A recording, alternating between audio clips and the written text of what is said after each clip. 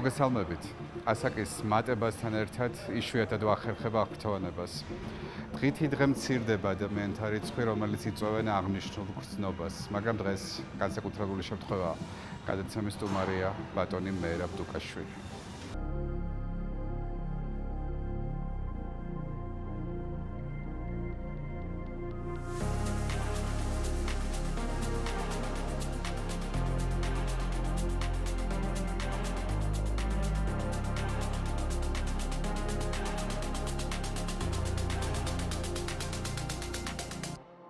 მოგესალმები მერაბ.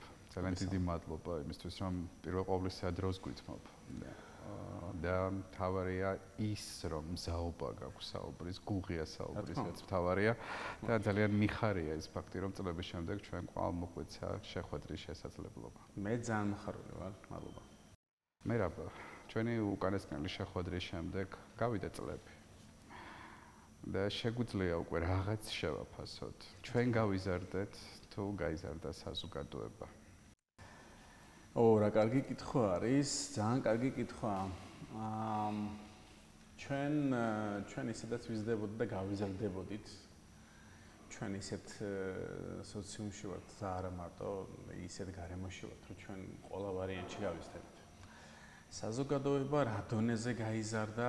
ყოველ შემთხვევაში ესე მგონია, რომ თლად არ ჩამოდი ესე ვთქვათ რა, აღარ დავაკნინოთ და გარკვეულწილად გაიზარდა, ისევე ალბათ ჩვენი მეშვეობით ჩვენს გარშემო, ვისაც აქვს უფრო შეხება, თუ რა თქმა უნდა ჩვენზეა საუბარი, ამ შემთხვევაში ხაზგასხმა არ მიყვარს ხოლმე შეშუპ პირობაზე, მაგრამ მაინც ჩვენს გარშემო კი გაიზარდა და ისე იმედია, ისეც ცნობიერება გაიზრდებოდა.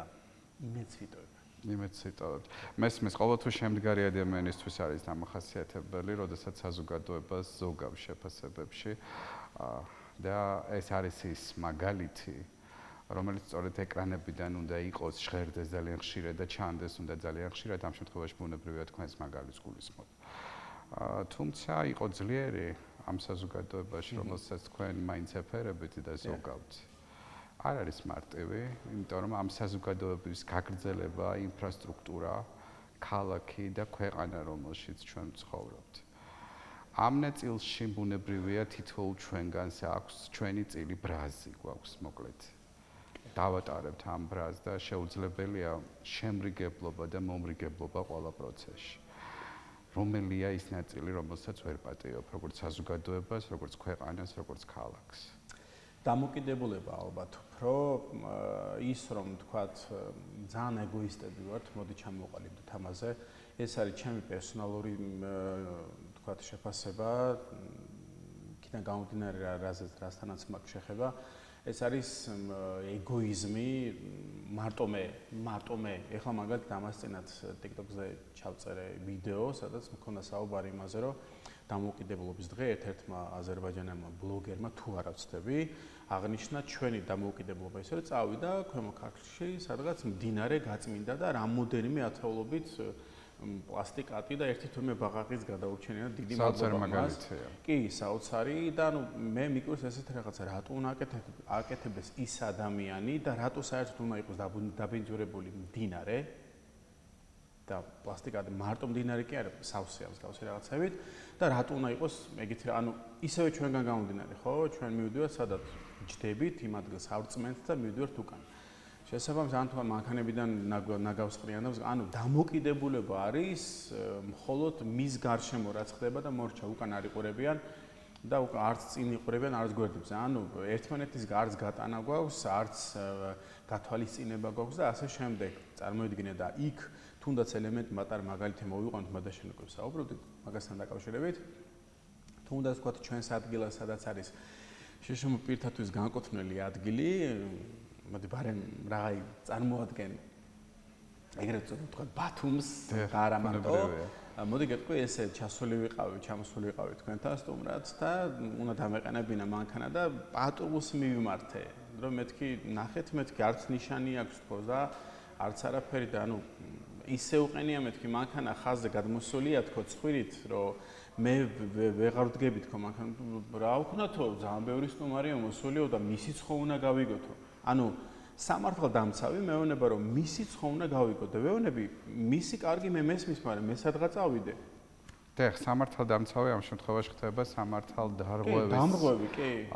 იმ შემთხვევაში რომ აი თქვა ბოდიში გაწყვეტილებ რომ გადააყენებინოს ან იმას უთხრას, მოდიც რა შენ ამ ადამიანის ადგილას გახარ, ამ ადამიანის ისედაც შეზღუდული აქვს ადგილი და ისედაც რაღაც გარკვეული ადგილებია, ხო, გამოყოფილი ბევრი ხوارე არ არის, ნუ აი მსგავსი რაღაც მითხრა მხრები აი ჩეჩად, ანუ როცა მსგავს კითხვა-პასუხში ხარ და დამოკიდებულებაში ხარ, რა თქმა უნდა, უკვე შენს ბრაზი გაქვს, მე შენს მიდიხარ რაღაც დარღვევაზე, შენს არასწორს აკეთებ იმის გამო, ბრაზის გამო და შინაგანია გვაქვია რაღაცა პროტესტის გამო და ანუ უარესობია ჯამში. ჯაჭვია ბუნებრივია. ციკლს აკეთებ ისევე შენ ქმნე. მერაბ არის სახელი ალბათ რომელიც შეიძლება დაერქვას მსგავს დამოკიდებულებას. გულგრილობა ალბათ არის ზედმეტად ბანალური. სხვა ნაწილი და ჩაშლაც აქვს ამ პრობლემას, რაზეც ვსაუბრობ, რომელსაც სოციალურ შემეცნებამდე, განათლებამდე და საზოგადოებრივ კულტურამდე მივყავართ ავტომატურად. თქვენ რას უკავშირებთ საზოგადოების ფსევდოჰუმანიზმს, რომელიც ირგვლივ გამოფებულია? არა მხოლოდ შეზღუდული შესაძლებლობის ნაწილში ჩვენ აქტიურად ვადევნებთ ამ საზოგადოებას, თვალს სოციალური ქსელი იძლევა ამის საშუალებას და ჩვენ გულწრფელად დავემგავნეთ იმ ევროპას, რომელიც გარკვეული წლების განმავლობაში მხოლოდ ფოთვით გამოხატავდა პროტესტს. რა სახელის ქვეშ აერთიანებთ და რას უკავშირებთ ამ არასასიამოვნო გარდატეხას?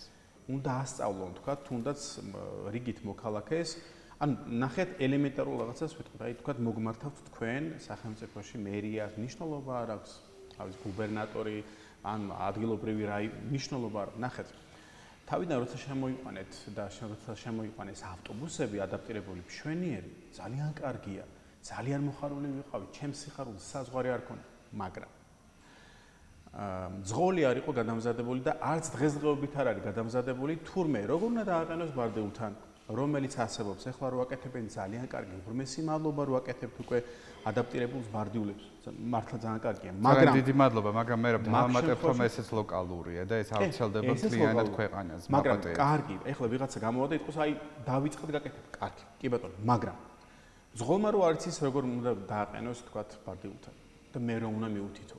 მე უნდა დავდგე ისეთ ადგილას და რატო ვამბობ ამას? მე უნდა დავდგე ისეთ ადგილას, თქვათ ბევრი ხალხი თუ არის, მე უნდა დავდგე რასაც ქვია წინ რომ დამინახოს, ხელი უნდა დაუქრიო, უნდა ვანიშნო. ხშირ შემთხვევაში ყოფილა მე პირადი შეხება მქონია მსგავს პრობლემასთან, რომ ვერ დაგინახე. იმ ხელა უკაცრავად ქართულად არ ვიცი როგორ არის ვიტრინა, ანუ საქარე მინა და იმ ხელა საქარე მინაში თუ ვერ დამინახა, როცა წინზის რასაც ქვია და გაჩერებას უნდა უყუროს, ესეც მე უნდა ვასწავლო. მე უნდა ვასწავლო ის რომ თქვათ ხალხს მიუთითოს რომ გაიწიეთ და შეშმოპირი ამოვიდეს, მე უნდა ვასწავლო ის რომ ხელი არ უნდა მომკიდოს, მე უნდა ვასწავლო თქვათ ის რომ თუნდაც თქვათ როცა მე მითითებენ რომ შენ უნდა შეიკრა ღვედი და როცა ვეუბნები მე ჩემს თავზე ვიღებ პასუხისმგებლობას, კამერა არის, კამერაში ჩანს რომ მე შენ გიხსნი პასუხისმგებლობას, არ მინდა მე რომ დაბმული ვიყო, მე შემიძლია ჩემითაც ვიდგა იქიდან გამომდინარე რომ იგივე დაბმულობა, ანუ ძალიან ცუდი ადაპტირება არის იმ ხრივ, რომ თქვათ მე რომ შევიბა, ის მაინც მოძრაობს და შეიძლება უარესი მომივიდეს. ან თქვათ უკაცრავად და ძალიან გამართული შეიძლება ვიყო და მთელი გზის განმავლობაში ვერ შევძლებ ამას. მოკლედ, ანუ ძალიან ბევრი ნიუანსია და თუნდაც თქვათ აი სტადიონზე მისვლის თემა. როცა იღებენ თქვათ კლიპებს და მსგავს რაღაცებს, გადაიღეთ რაღაცა მულტიკის მსგავსი, მხატვრული, რომ თქვათ აი მიდიან დროშებით, თქვათ ხო, ქვეითად მიდიან ხალხი, ბავშვები, მამაკაცები, მოხუცები, ახალგაზრდები და ამავე დროს უსინათლოც მიდის ყავარჯნით და მიდის ეტლით მოსარგებლეთ. შეიძლება ბევრმა თქვას, რომ როგორ უსინათლო. თქვენ წარმოიდგინეთ საქართველოში და თბილისში კომენტატორები იყვნენ გადამზადებულნი, მე ვიყავი ამას ჩართული, ძალიან ადრე კომენტატორები იყვნენ გადამზადებულნი, უნდა ყოფილიყო სპეციალური რადიო სიხშირე, სადაც დაიჭერდნენ თამაშის დროს, დაიჭერდა თქვათ უსინათლო ადამიანი ამ არხს და მოისმენდა. ან სპეციალურად გადამზადებული თქვა კომენტატორი მაუწყებლობას გააკეთებდა ამასთან დაკავშირებით და სტადიონზე მისვლა და იქაც კი დასწრება შეეძლო. დღესდღეობით არის ეს? არ მგონია რომ იყოს. ანუ ელემენტარულად მიდგომა შენ ხარ სახელმწიფო და შენ უნდა მიუთითო ავტობუსი რო არის სამკარებიანი შუაში ასასვლელში არ უნდა ახვიდე. რატო? იმიტომ რომ იქ არის ჩვილი ბავშვები თვინც ადიან და ეტლით მოსარკებლე, სადაც წერია კიდევაც. ანუ ეს უნდა ასწავლო შენ. ის თავისით ვერ ისწავლის ან არ ისწავლის. შესაბამისად, იქიდან მოდის დირექტივა და იქიდან უნდა მოდიოდეს და მე უკვე აქედან გამომდინარე შეხება როცა ექნებათ უკვე კონკრეტულად შიშმო პირებთან უკვე იმას ეცოდინება, თქვა, ხელი არ უნდა მოკიდოს ზურგზე, ხელი არ უნდა მოკიდოს ყავარჯენს და ასე შემდეგ. მე უკვე არსებულ, წარმატებულ ადაპტირებას უნდა ახლდეს მონიტორინგი თქვენი საუბრიდან, რომ კონტროლდებოდეს ის ხარისხი და საერთაშორისო სტანდარტი, რომელიც არის აკეთებენ, აი კიდევ ერთხელ დიდი ბოდიში გაწყვეტინებ, პანდუსებს რო აკეთებენ, თქვა, იგივე ბარდიულებზე არის დაცული წესრიგი, ანუ არის დაცული თქვა იგივე დახრილობა, არავითარ შემთხვევაში. მუშებს აძლევენ, ვეუბნებიან, რომ ეს უნდა იყოს, ის რაღაც სასწაულს გააკეთებს, ვინ იბარებს როგორ რანაირად ოღონდ გაკეთდეს.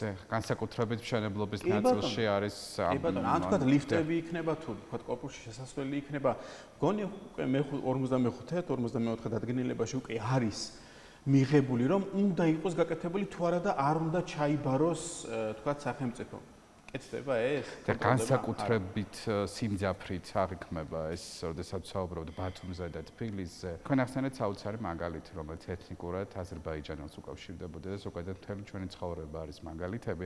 იქნები გულწრფელი და აქვე გეტყვით, რომ წლების წინ, როდესაც მე თქვენ რუსთავი ორის ეთერში გნახეთ პირველად, თქვენც იყავით ჩემი მაგალითი. საოცარი ენერგია და საოცარი იმპულსები ვიგრძენი. მაშინ ვარ აბსოლუტურად გულწრფელი ამ შეფასებაში დღეს და ვერც კი წარმოვიდგენდი ალბათ, რომ წლების შემდეგ მე ვიქნებოდი ამ ამპლუაში და თქვენ იქნებოდით ჩემი რესპონდენტი.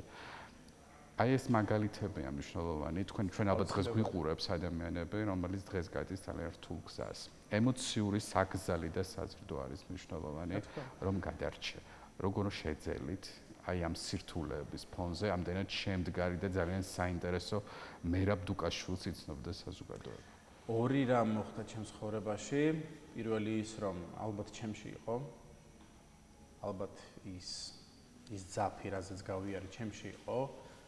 და მეორე ის, რომ გარემოცვა, კი, საკმაოდ ცუდი გარემოცვაც მქონდა, რომელმაც უფრო მეტად გამაძლიერა, მაგრამ მაინც უფრო გარემოცვამ იმ ხალხმა, ვინც დამეხმარა, ვინც გვერდზე მედგნენ, მეგობრები, გარკვეულწილად მშობლებიც, გარკვეულწილად იმიტომ ამბობ, რომ მშობლებმაც არ იცოდნენ, თქვა, ხო, არასდროს არ ქონიათ შეხება 90-იან წლებში, 97-ში გავიკეთე ოპერაცია და ახლა მათთვის ახალი ომდამთავრებული ქვეყანა, გარე პერიპეტიები ძალიან ცუდი იყო მეზობელ ქვეყნებთან, ანუ ქვეყნებში ომი, ეს ყველაფერი ჩვენზე აისახებოდა, მე როგორ მახსოვს მამა ჩემი ჯდა საწყალი და ფიქრობდა იმას რა გაყიდოს რომ თქვა უკმაყოფური ქონოდა და ოჯახი შესაძლოა ემოციურად იმაზე მეტ რთულ გზას გადიოდეს ვიდრე ჩვენ.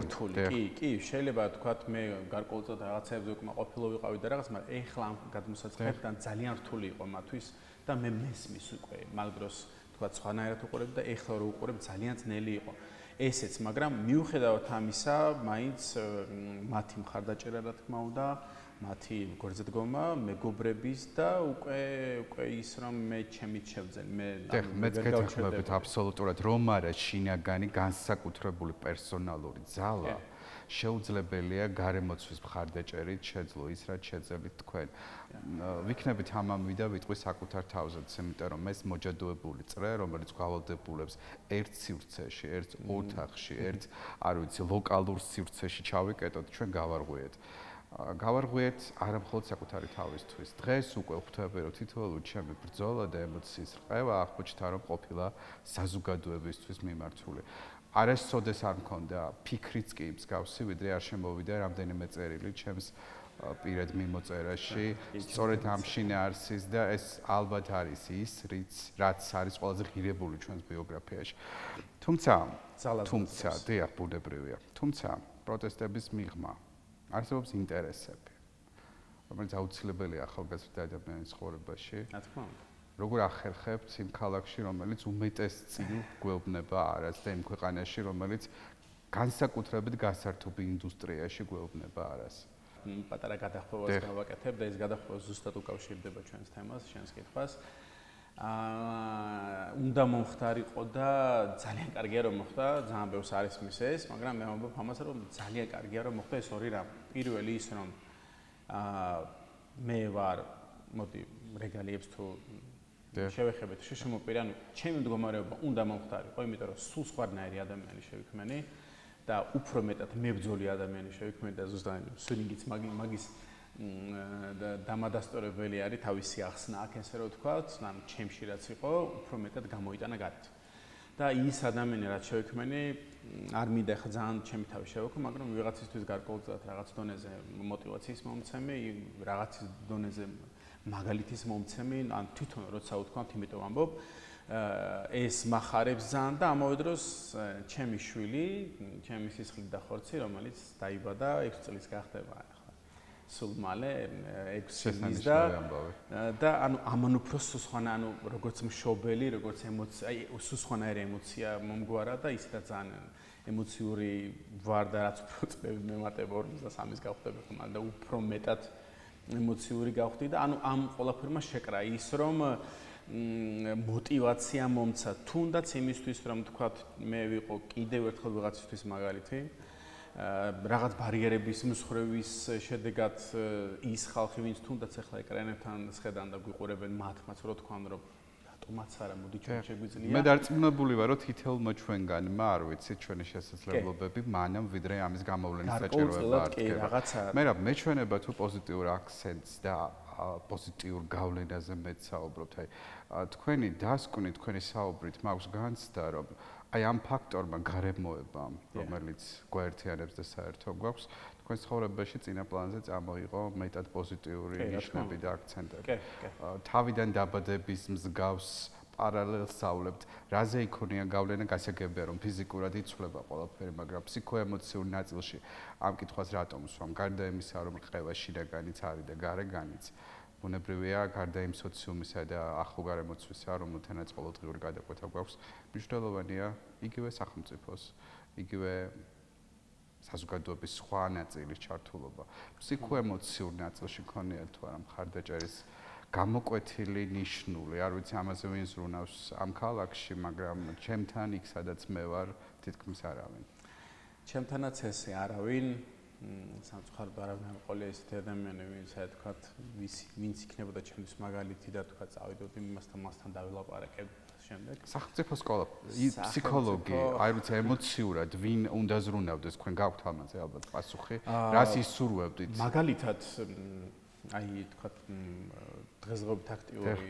სპორტსმენი ვარ, ანუ სპორტს მივზდებ და ეს რომელ ქალაქებშიც ყოფილ ვარ, ყოველთვის როცა არის საუბარი თქვათ იქაურ სპორტსმენებთან ან ისე, თუნდაც მეგობრობა ან თქვათ შეხება მქონია, ყოველთვის არის გარკვეული არააუცილებელი სადღაც კონკრეტულ ერთ ადგილას მიხვიდე, რომ იქიდან თქვათ შენ რაღაცა დახმარება მიიღო, ან თქვათ რეგალიები მიიღო, ან თქვათ რაღაცა მითითება მიიღო. ყველა რაიონში გარკვეული რაღაცა პატარა პუნქტები არის, თქვათ, სადაც იქნება, თქვათ, შეშმოპირი იქნება, თქვათ, ჩვილით ქალბატონი იქნება, თქვათ, პოსტტრაუმული რეაბილიტაციაც ხომ არსებობს. ანუ ყველაფერია, ყველას აქვს თავისი გზა, ადგილი და ყველა თავის საქმეს აგვარებს. ამ შემთხვევაში მე ბოდიშს მოვიხდი, შეიძლება ძალიან ვწდები, მაგრამ თუ არ ავწდები, ერთი პერიოდი იყო, რომ მომვლელის თანხაც არ იყო გამოყოფილი და ამასთან დაკავშირებით ძალიან დიდი მithmoმა იყო ზოგიამ უნდა რომ უნდა იყოს ზოგიამ უნდა რომ არ უნდა იყოს და ამ შემდეგ მაგრამ ძალიან ბევრი ადამიანი ვიცით ხო ვინც არის ან დახმარება სჭირდება შეშმოპირებზე მაგ საუბარი და ვერ ღებულობენ ან თქვა ელექტროენერგიაზე საფასურის ან განახავრება ან თქვა სუბსიდირების რაღაცა მსგავსი რაღაცა ანუ როცა მსგავსი რაღაცეები არ არის ანუ ვიზღა რა უნდა მოვთხოვოთ როცა არის დღესდღეობით ტერმინოლოგიაზეც კი გვაქვს საუბარი ეს სიტყვა ინვალიდი ნუ მოკლედ ვერ ამოვაგდებინეთ იგივე თქვა ზღოლებთან როცა მომობდი როცა შეხება მქონოდა აი ინვალიდის ადგილი იქ არის ან თქვა პირველად როცა ბათუმში სხვათა შორის მაგდოს ჩამოვედი და თუ არ ავწდები, მე ვიყავი პირველი ადამიანი, ვინც ადაპტირებული ან მატარებლით იმგზავრა, საშატლები რომლებიც არის და მაგდროს იყო რომ მივედი, ანუ ის პანდუსი რომ გამოეტანათ აქედან ბოლო ვაგონისკენ ქალბატონმა გასძახა და ინვალიდის დასადგმელი დასაყვანი მოიტანეთ. ანუ ამაზეც კი დღესდღეობით გარკვეულწილად ბევრ შემთხვევაში გვაქვს პრობლემა იგივე დედაქალაქში და ქალაქში, სადაც ცნობიერება მეტად უნდა იყოს, ხო? და მე წარმომიდგენია უკვე თქვათ იგივე რაიონებში რა იქნება და რაიონულ პერიპეტიებში რა იქნება, აი კატასტროფა იქნება, რასაც აღარ ბრაზდებით. მაინც ბრაზდები კი. ვცდილობ რომ არ გავბრაზდე, მაგრამ მაინც ბრაზდები. მესმის ძალიან კარგად თქვენ ახსენეთ ცნობიერების ნაწილი და ბუნებრივია მედია საშუალებებიც არის ის გამტარი, რომელიც სწორედ საზოგადოების ცნობიერებას, გემოვნებას, მიდგომებს და დამოკიდებულებებს უნდა აღალიბებდეს. აი პატარა გადახოვას გავაკეთებ ძალიან დიდი ბოდიში ტელევიზია ახსენე და აი ეგ დამავიწყდა ეგ ნაწილი. ტელევიზიებზე არის დამოკიდებული ძალიან ბევრი. ანუ ტელევიზიაზე როცა გადაცემას გააკეთებენ სიუჟეტს და ისეთ სიმღერას დაადებენ, რომ თავი უნდა მოიკლა წახვიდნენ.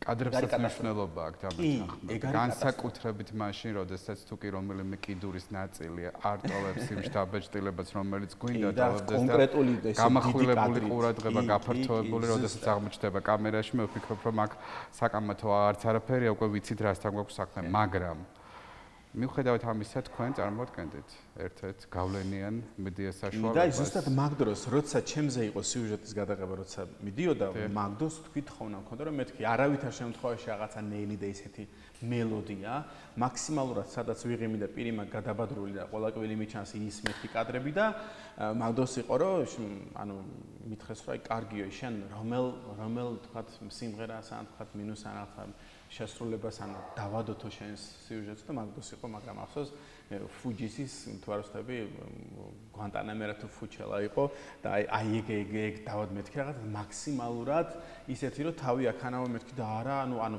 ეს ხომ ჩვენ ვაჩვენებთ ადამიანს ჩვეულებრივ ადამიანს რომელსაც ანუ რა მნიშვნელობა აქვს კეთილზეზის თუ არა ან თქვათ რომელიმე კიდური მუშაობს თუ არა აქაც ხო შეიძლება თქვათ თუნდაც ქვეითად მოსიარული ადამიანი თქვათ შედარება გავაკეთოთ ზოგი მელოდია, ზოგი არა, ზოგი დაბალია, ზოგი მაღალია, ზოგი ჭარბწონიანია და ზოგი არა. მაშინ მოდი ესე დავახარისხო. ჯამში ინდივიდუალურია ყველაფერი, თუმცა ამის საქმე სჭირდება გარკვეული უნარები. ტელევიზიებს ძალიან დიდი მნიშვნელობა აქვს ტელევიზიიდან როგორი მესეჯი და როგორი ის იქნება, ქვია, კადრი, რომ ის, რასაც შეხედავს თქვა სხვა, ის იყოს მისთვის მიღებული და მე ქუჩაში არ გადაიტანოს ცუდად. გამართლებას არ ვეძებ, მაგრამ მე მესმის რატომაც შეიძლება ხდებოდეს ტრაგიზმით შეფუთვა. ფაქტის, იმიტომ რომ საუკეთესო ინდიკატორი გვაქვს ხელში სოციალური ქსელები, სადაც ჩვენ ვხედავთ, რომ საზოგადოებას დაკვეთა აქვს ტრაგედიაზე, საზოგადოებას უყვარს ტრაგედია.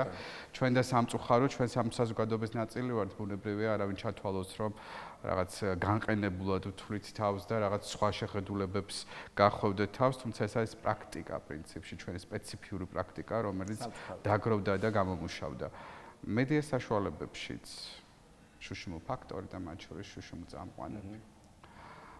ჩემთვის გარკვეული წლების წინ აღმოვაჩინე ჩემ თავში, რომ რაღაც ეტაპზე ვალგურწფელი და ვიტყვი, რომ ეს ნაწილი ჩვენ და სამწუხაროდ აღიქმებოდა როგორც ანტურაჟი. არა მხოლოდ მაყურებლისთვის, არა მხოლოდ ჩვენთვის, არამედ ადამიანები, რომლებიც თვლიდნენ, რომ იქ იმ კონკრეტულ მოცემულებაში უნდა ყოფილიყავით. მათ აღქმაში ჩვენ აღმოვჩნდით დეკორაცია, არ ვიცი როგორი იყო თქვენი დამოკიდებულება და თქვენი პრაქტიკა როგორია ამ ნაწილში. ძალიან დიდი ბრძოლა გახდა საჭირო იმისთვის, რომ ადამიანებისთვის პირადად მე დამამტკიცებინა, რომ მე არ ვარ დეკორაციის გაგრძელება და მე ვარ ინდივიდუალური ადამიანი, რომელსაც ჩემი სრულფასოვანი აზროვნების ჩემივე ჰორიზონტი გამაჩნია. როგორია თქვენი გამოცდილება? მოდი კორექტული ვიქნები. ბუნებრივია, თუმცა ობიექტურობა გვალდებულებს, რომ ზუსტად იმ თემებზე და იმ გამოწვევებზე, რომელიც მედიასთან კავშირში ვახსენეთ, ჩვენც ხომ ვიყავით და წარმოვადგენდით შესაბამისად შესაძლოა ჩვენზეც იყო გარკვეული როლი და წვლილი, რომ ყოფილიყავით ლოკომოტივი და გამტარი იმის, რასაც ჩვენ ყველა ვარიანტში უნდა ყოფილიყავით ლოკომოტივი. მოდი ესე ვიტყვი, თავიდან როგორც იწყებოდა ჩემი მოხვედრა იმ ტელევიზიაზე არ ვიცი რადგანზე შეიძლება თქმა ხსენება გასაგებია პრინციპში ვინც იცნობს მედია ცხოვრებას, ყველა მიცის რომელ არხსაც წარმოადგენთ. და ძალიან დიდი მადლობელი ვარ საწყისისთვის, ძალიან დიდი მადლობელი ვარ შანსის მიცემისთვის, მაგრამ მოდი იმ შანსის მიცემაც მათ სათავისოთაც გააკეთეს, ხო რა თქმა უნდა, ეს იყო პრეცედენტი, როცა რაღაც ახალი იყო და ხალხისთვის იყო ეს წარმოუდგენელი, რომ ვა, შეშმო პირი და თანაწამყვანი და აი ძალიან ბევრმა ცოტა სხვანაირად შეხედა ამას და მახსოვს მაგ დროს რაღაცა SMS-ების ზღვა იყო და კომენტარების ზღვა იყო, რომ ძალიან ბევრმა კარგად დადებითად მიიღო. როცა კომენტარები და SMS-ები მოდიოდნენ პირადად როცა მწერდნენ, რომ აი შენ როცა ხედავ ის დღე მაქვს კარგი და ჩემი თავი მგონია ძლიერი. აი ზუსტად მათთვისაც და არა მარტო უკვე ჩემთვისაც კი, რა თქმა უნდა, გარკვეულწილად ანუ რეალიზებული ვიყავი და მიხარდა ეს ამბავი.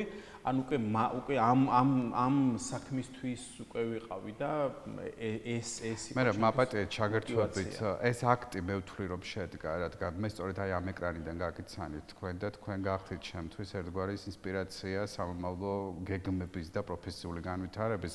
ეს არ არის პატარა ჩემთვის ადამიანისთვის, რომელმაც გაგვიცანით ეკრანიდან სხვა ფორმატში, სხვა მოცემულობაში აბსოლუტურად უცხო ადამიანი, მაგრამ ვიპოვე რაღაც საერთო, რამაც შემდეგ გადამადგმევინეთ საკმაოდ თამამინა ბიჭები. მე შუშემო პირთა დღე გვაქვს კალენდარზე მოხაზული, ეს არის ერთი დაცვის, მეორე უბრალო დღე, რომელიც არ ვიცი რას უკავშირდება, რა შეფასება გაქვს. ეს არის დღე, რომელიც ბავშვობიდან არ მიყვარს და ზოგადად არ მიყვარს დღეები, რომელიც განსაკუთრებულ წრეში მაქცევს, განსაკუთრებულ სახელდების ქვეშ მაერთიანებს. თქვენი ემოცია როგორია? მე ველოდები ფოჩიან გამპეტებს, როგორც ჩემი მეგობარი, ძალიან ნიჭიერი ადამიანი იყო და მარიკო კობახიძე. ფოჩებიან გამპეტებს ჩუქნიან ამ დროს და აკეთებენ სიუჟეტებს, რომ რაღაცას თქვა ეტლი აჩუქეს, ესეც დისკრიმინაცია, ეტლის ჩუქება მე მესმის ერთად როდესაც 10 კამერა მიყვება თან. ეტლი შეიძლება მე მაჩუქონ, თქვა, ოღონდ გააჩნია ეტლს. როცა სახელმწიფოსგან ისედაც გეკუთვნის გარკვეული კატეგორია, ანუ კატეგორიის ეტლები არსებობს, ის ჩუქება არ შეიძლება ბატონო. ხო, ის ისედაც უნდა მიიღონ, მაგრამ ახლა როცა უკვე განსაკუთრებულ სხვა ტიპის ეტლებზე საუბარი, ეს გასაგებია, მაგრამ აი როცა მიდიან კონკრეტულად ამ დღეს ელოდებიან, კონკრეტულად თქვა მიდიან ვიღაცა ადამიანებთან და რაღაცას თვითონ ჩუქნიან და გამოდიან და ჩვენთვის ეს მნიშვნელოვანია რომ ამბობს. მისთვის მნიშვნელოვანი არის იმ კადრში რომ მოხდეს და იმ რამოდენიმე წამი რომ თქვა აქტივი ჩაიწეროს და პლუს. ანუ ჩემთვისაც იგივე ვარიანტია, კი ბატონო, მე მესმის ეს დღე რო აღნიშნოს თქვა რაღაც სპორტული ღონისძიებებით. ან თქვა აღნიშნოს რაღაცა რასაც ქვია მაქსიმალურად იყოს ჯანსაღი ამას გულისხმობ. პლუსი დიდი პლუსით იყოს, მაგრამ აი ეს აი მივდივართ და აი დღეს მერიამ ეს გააკეთა, აი დღეს გააკეთა მერიამ ეს მარტო 15 თუ 14 ივნისი არის აღარ 14 ივნისი და 3 დეკემბერი. ხო, და 3 დეკემბერი საერთაშორისოა, აი ანუ იმერით კონკრეტულ დღეს ელოდებით რომ გააკეთოს მერიან ამ გამგეობამ. მოდი ამ დღეს ვილაპარაკოთ მთელი წლის განმავლობაში რა გაკეთდა. და აი შევაჯამო და ვთქვათ, აი 100, 1000 მილიონი ეს გაკეთდა, აი ამდენი ეს გაკეთდა. აი ის ერთი კონკრეტული დღე, რომელიც არის თურმე ჩვენთვის დათმობილი, დაუთმობთ თქვათ ამ საქმეების გაკეთებას. რაც არ არის. ეხიც თამახსენდება ამ მსგავს სიტუაციაში და მსგავს თემაზე, სხვადასხვა სოციალურ ქსელში წავაწყდი. ძალიან საინტერესო ანიმაცია, სადაც იყო ქველმოქმედების აქტი, სხვა თემატიკის ბუნებრივია, მაგრამ ძალიან გავშინე არსობრივად და სწორედ ეს კამერების და ტელეფონების თემა იყო წამოწეული და ძალიან საინტერესო წარწერით, რომ ხო აი სიკეთე კეთდება ჩუმად ზოგადად და ის ყველაფერი დაანჩენი არის აბსოლუტურად სპექტაკლი. აბსოლუტურად ამას არ უნდა. კი ბატონო, გეთანხმებით. ძალიან აქტიურად შემოვიდა თქვენ ცხოვრებაში სპორტი, საკმაოდ წარმატებულად. ველოდებით ახალ გამოწვევას. ფაქტობრივად რამდენიმე საათში მიემგზავრებით. ფაქტობრივად. მედია. მიუხედავად იმისა, რომ თქვენ გაქვთ რესურსი და გქონდათ რესურსი, სხვა უკეთეს მოცემულობაში ყოფილიყო თქვენი ხვალინდელი დღე, თქვენ არ დატოვეთ ეს ქვეყანა. და დღემდე ინარჩუნებთ ერთგულ სტატუსს, იყოთ ამ ქვეყნის მოქალაქე. რატომ არასოდეს არ თქვით უარი აი ამ გამოწვევებით და სირთულეებით სავსე ქვეყანაში არსებობას? იყო გარკვეული მოსაზრებები იყო გარკვეული შემოთავაზებებიც, მოდი ესე ძალიან ხმამაღლა რო არ გამომივიდეს. მაგრამ პირველ რიგში იყო ის, რომ შიში არა, შიში არა. უბრალოდ ერთ შემთხვევაში იყო ერთხელ მსგავსი რაღაც შემეძლო ერთ ადგილას დარჩენა და ამით დავაზიანებდი ძალიან ბევრ ადამიანს და იმ ადამიანს, ვინც წამიყვანა იქ და რა თქმა უნდა ამას არ გავაკეთებ და არც არასდროს არ გავაკეთებ. და არც გავაკეთე და მე იყო ის რომ თქვა მშობლები როგორ დავტოვო და მე უკვე ის რომ თქვა ოჯახი როგორ დავტოვო. უფრო ეს მიჯაჭვულობა ან დამოკიდებულება, იმიტომ თქვენ პირველ ნაწილში ძალიან ზოგავთ იმ საზოგადოებას, რომელსაც აერთიანებს ეს ქვეყანა. შესაბამისად მაქვს ხო, აი შესაბამისად სწორედ აქეთკენ მივყავს საუბარი, მე მაქვს გულწრფელი განცდა იმის, რომ თქვენ ძალიან გიყვართ თქვენი ფესვები მიუხედავად იმ გამოწვევებისა, რომელიც დგას. რა თქმა უნდა, კი. მე ხო არ ვიტყვი იმას და თავს არ დავდებ, რომ არიქა რაღაცა ისეთი პატრიოტი ვარ მეთქი, რომ ყველა მეონე მომყვებოდეს თქო, მაგრამ კი, გული მტკივა ჩემს ქვეყანაზე, რა თქმა უნდა და ყოველთვის მტკიოდა და ალბათ სულ ეგრე იქნება, ღმერთმა დააჭიროს ჩემი თავი, მაგრამ რაღაცა ძალიან ისე ბანალური სიტყვები თუ არ გამომივიდეს. ეს ის შემთხვევა, როდესაც ბანალური გვაერთიანებს, ასე რომ. კი, მაგრამ ამ შემთხვევაში მე სხვა ქვეყნის სახელით არა შანსი არ არის, რაც არ უნდა იყოს, ანუ ვერ ვიზავ. ანუ ყოველ შემთხვევაში, რავი, რა უნდა გადამეტრიალდეს თავში, რომ მსგავსი რაღაც გავაკეთო, მაგრამ ვერა, უფრო ჩემ მე რა ხდება პროფესიაში, რა ხდება სპორტში, სწორედ აი ლოგიკურად მიუახლოვდით ამ ნაწილს.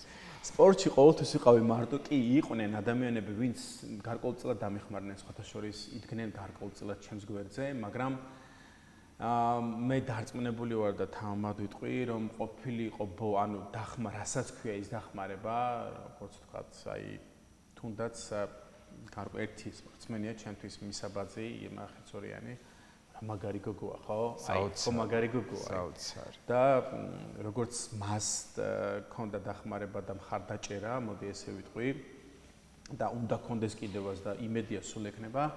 მსგავსი აურა რომ მქონოდა მეც, დარწმუნებული ვარ რომ მეც გავავსებდი კედელს მედლებით.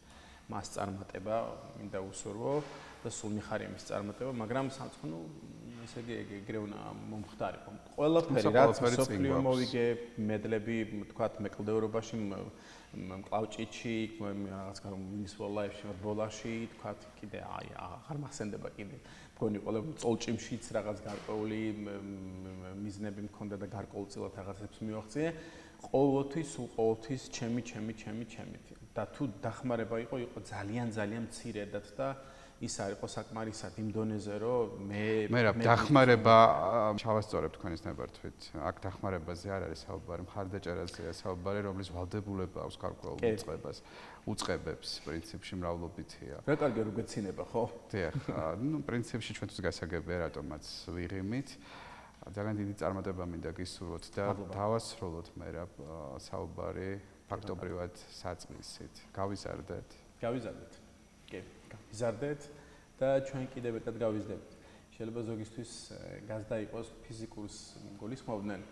მეტი გაზდა აღარ მინდა არც სიმაღლეში, არც სიგანეში, მაგრამ კი, ემოციურად, გონებრივად ჩვენ გავიზარდეთ და ჩვენ უფრო მეც მივაღწევთ და იმედია საზოგადოებას დაგვეწევა.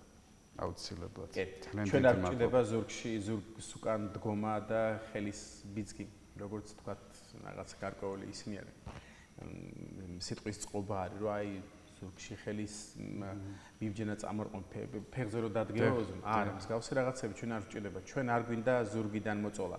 ჩვენ გვინდა რომ ჩვენს წინ გარემო იყოს ისეთი, რომ ჩვენ თვითონ გადავადგილდეთ. ეს არის მანეთობის პრინციპიც ეს არის. ჩვენ თვითონ უნდა გადავადგილდეთ და ჩვენ ეს შეგვიძლია. ბოლო მოდი ცოტა შევიქებ თავს, ალბათ ესე ჩამეთვლება, მაგრამ თქვენ წარმოვიდგინეთ საქართველოს ისტორიაში პირველი შეშმ მწვრთნელი ვარ. პირველად მოხდა მსგავსი რაღაცა და ეს ბარიერი დაინგრა და მე დავამტკიცე ის რომ ესეთი რაღაცა შესაძლებელია და რატომაც არა რომ ახვდეთ. ძალიან ბევრი ბარიერი შეძელით, გაგენეიტრალებინათ და მოგეცათ საინტერესო, მკვეთრი და საოცრად განსხვავებული მანერა და ცხოვრების სტილი სხვისთვის, ვისაც ეს დღე სჭირდება. ყოველთვის ვამბობ, რომ ჩვენ რაღაც გზა გავიარეთ ჩვენი ემოციური რყევის, მაგრამ არიან ადამიანები, რომელსაც დღე სჭირდება სწორი, გაფილტრული და ძალიან მნიშვნელოვანი აქცენტების სამომავლოდ. ძალიან დიდი მადლობა. უღრმესი მადლობა დროისთვის, რომელიც დაგვითმეთ. მადლობა საოცარი გულწრფელი საუბრისთვის. მაყურებელს აქვე შევახსენებ, რომ ბიომეტრიის სტუმარი გახდათ განუმეორებელი და ძალიან საინტერესო მერაბ დუკაშვილი. მადლობას გიხდით ყურადღებისთვის. მომავალ შეხვედრამდე გემშვიდობებით. ნახვამდის.